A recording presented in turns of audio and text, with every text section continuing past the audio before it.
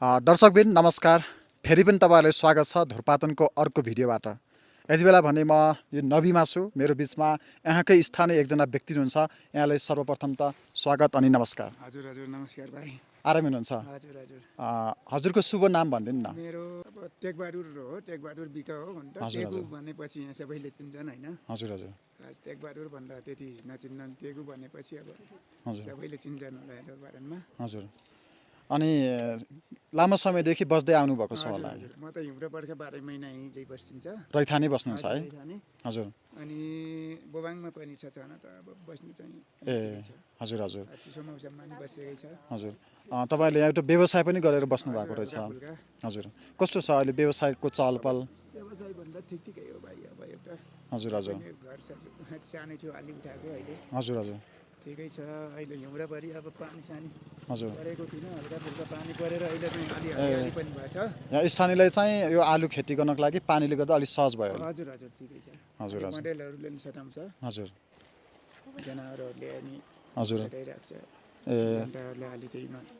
त्यसको लागि रोकथामको लागि के गर्न सकिला जस्तो लाग्छ तपाईँलाई? अहिले त आरएक्सले चाहिँ दिँदैन के हेर्नुहोस् हैन। हजुर। मार्ने पनि दिँदैन अनि हजुर। अनि त्यसलाई भेटाउन नि पर्यो नि मार्नको लागि हैन। हजुर हजुर। मार्न दिँदैन आरएक्सले गर्दा। ए र अहिले चाहिँ पनि केले मार्ने हामीले हैन। हजुर हजुर। मार्ने हतियार हुनु पर्यो केही। हजुर। अब झन् उल्टै मान्छे टोक्न आउँछ भन्छ। हजुर हजुर। र यो अहिले चाहिँ ढोरपाटनमा चाहिँ मौसम त्यति धेरै चिसो पनि छैन। अब बिस्तारै बिस्तारै हजुर हजुर। गर्मी पनि सुरु हुँदैछ। गर्मी भन्दा यहाँ 20-22 डिग्रीदेखि हुँदैन अब असार साउन पनि त्यति नै। त्यति होइन चिसो नै हुन्छ है सधैँ? 12 महिना चिसो हुन्छ त्यति। ए चिसो हुन्छ। अनि यहाँ चाहिँ विशेष गरी के खेती गर्नुहुन्छ तपाईँहरूले? यहाँ आलु, जोँटो हैन। हजुर। जोँटो भन्ने घाँस पनि हुन्छ अनि जोँटो भन्ने एउटा घोडा खच्चरले खुवाउने त्यो हजुर जौँ हजुर। जस्तो हुन्छ कि हजुर। त्यो हुन्छ। ए गोरा खच्चरले खानको लागि त्यो जौँटो चाहिँ होइन? हजुर सेमी हुन्छ। हजुर हजुर। फापर स्यापर बनाउनु हुन्छ। स्याउ अलिकति। स्याउ राम्रै फल्छ यहाँ? हजुर स्याउ त अब म साना बिरुवा लगाएको छ नि 1-2 सालका। हजुर हजुर। हुन्छ के हुन्छ भन्ने है। ए र विशेष गरी तपाईँहरूको चाहिँ खेती राम्रै छ अहिले? आलु खेतीमा पनि राम्रो उत्पादन भइरहेको होला सायद? ठिकै ठिकै भनौँ। हजुर हजुर। र यो ढोरपातनमा चाहिँ यो नबी अनि यो ढोरपातनको विशेष गरी अहिले विकासको क्रममा हेर्दाखेरि कस्तो छ तपाईँहरूलाई? सजिलो अहिले त गाडी पनि यातायात पनि आएको रहेछ होइन? विकासको क्रममा त बुर्तिबाङदेखि अहिले चाहिँ पहिला भन्दा यो साल चाहिँ ठिकै छ है। हजुर हजुर। नै त गाडी एकचोटि यहाँ आउने पर्यटनहरू आयो भने अर्कोचोटि नआम्न जस्तो हुन्छ कि हाम्रो बाटो चाहिँ अलि अभावै छ जनालाई त। हजुर। अहिले त अब ठिकै नै भनौँ है। हजुर। पहिला भन्दा अलि सुधार भइरहेको छ। भइरहेको छ। र यहाँको विशेष गरी तपाईँहरूले अबको यो भइदिए हुन्थ्यो भने के जस्तो लाग्छ तपाईँहरूलाई चाहिँ? बाटो भइदिएपछि अनि ठाउँ यो गाडी पुलसुल होइन त्यही त हो हामीलाई होइन। हजुर हजुर। अनि पुलहरू भएपछि राम्रो हुन्छ नि। हजुर हजुर।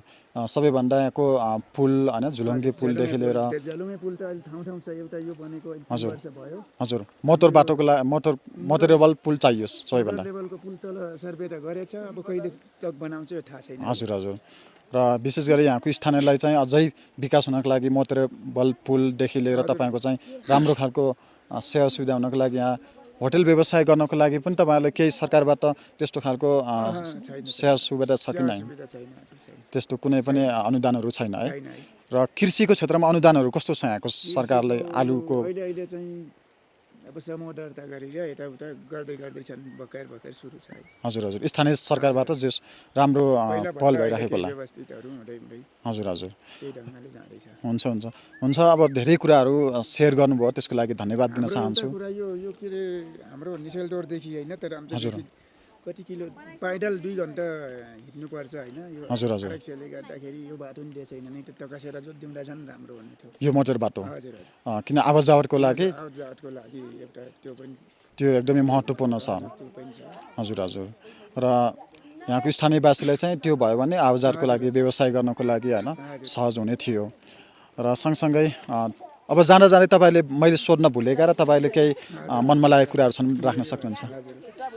केही छन् त्यस्तो? हजुर हजुर। हुन्छ, समय दिनुभयो त्यसको लागि विशेष धन्यवाद दिन चाहन्छु। हस् त, नमस्कार। हस्।